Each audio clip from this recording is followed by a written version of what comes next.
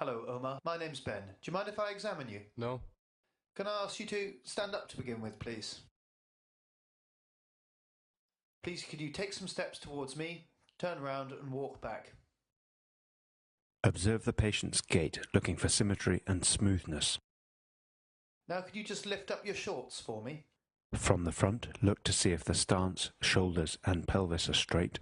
Is there deformity of the hip, knee, ankle or foot, or is there any muscle wasting? Assess the straightness of the spine and the bulk of the gluteal muscles. Note any scars, sinuses, dressings or skin changes over the joint. Now, could you get back onto the couch? It is always good practice to make sure that the patient and you are as comfortable as possible during any examination. Adjust the height of the couch if necessary. I'm going to lie you flat. The hip joint itself is not directly palpable. Rest your head back.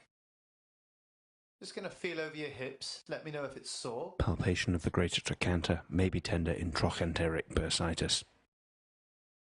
Although not shown here, the lesser trochanter and ischial tuberosity can also be palpated. Movements of the hip are tested passively. Care must be taken to isolate the joint being tested. When testing hip flexion, the left hand is placed against the sacrum to detect any flexion occurring at the lumbar spine. And the same with the other side? Lumbar spine flexion could contribute to apparent hip flexion, masking a limitation. The normal range of flexion is from the neutral position here to 120 degrees. Now I'm just going to bring your leg out to the side. Let me know if it's sore. Again, the left hand is important to isolate movements at the hip when testing abduction and adduction.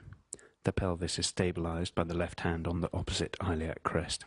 And we'll repeat the test on the other side. Abduct the extended leg until you feel the pelvis start to tilt.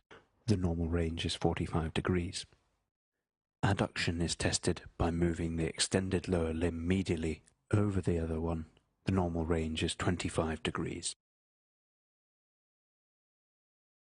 Just relax your leg.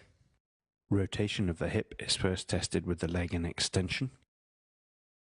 Roll the leg on the couch, using the foot to indicate the range of rotation.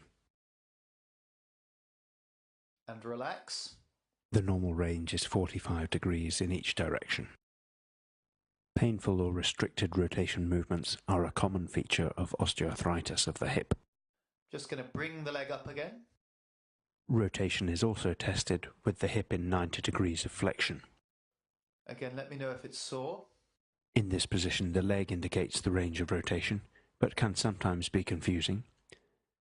This maneuver shows internal rotation. And the same with this leg. Flex it up. Watch the patient's face for signs of discomfort, external rotation, and internal rotation. In flexion, the normal range is also 45 degrees in each direction. Could you roll over onto your front? To test hip extension, we need some room posteriorly. For the patient's comfort, make sure that the couch is flat. Again, the left hand palpates the sacrum to detect movements out with the hip. Just going to lift your leg up again. Gently lift each leg in turn to assess the range of extension. And the same with this leg. The normal range is from neutral to 20 degrees of extension. Now roll back over. Next we show the special tests, starting with the Thomas test for fixed flexion deformity. Limited extension, in other words. And again, can I put my arm under your legs? Flex both hips up as far as possible and feel that the lumbar lordosis is eliminated. From this position, we're testing the left hip. Now straighten your left leg and put it flat down onto the couch. Keep the non-test hip and the lumbar spine flexed while the patient extends the other limb. And we'll do the same on the other side. Let me pop my hand under your back and bring your legs up. If the patient cannot get the test leg flat onto the bed, this indicates a flexion deformity. And bring your right leg down, flat onto the couch. Remember that extremes of hip movement may risk dislocation of a total hip replacement. The next special test is to examine for limb shortening. If you just lift your vest up for me and pull your shorts down a touch.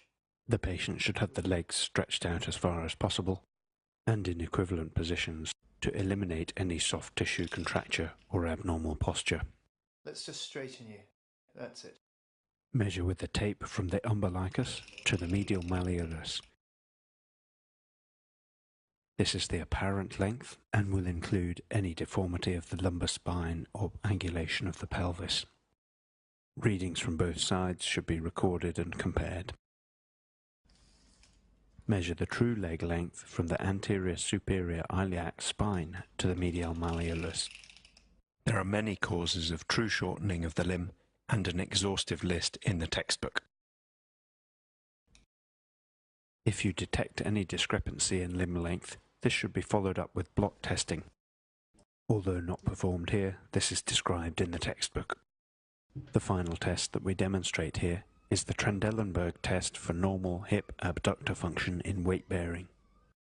Can you just stand up for me, Omar? Normally, when standing on one leg, the opposite iliac crest should rise because of abduction of the weight-bearing hip by the gluteal muscles. Now I'm going to ask you to stand on one leg.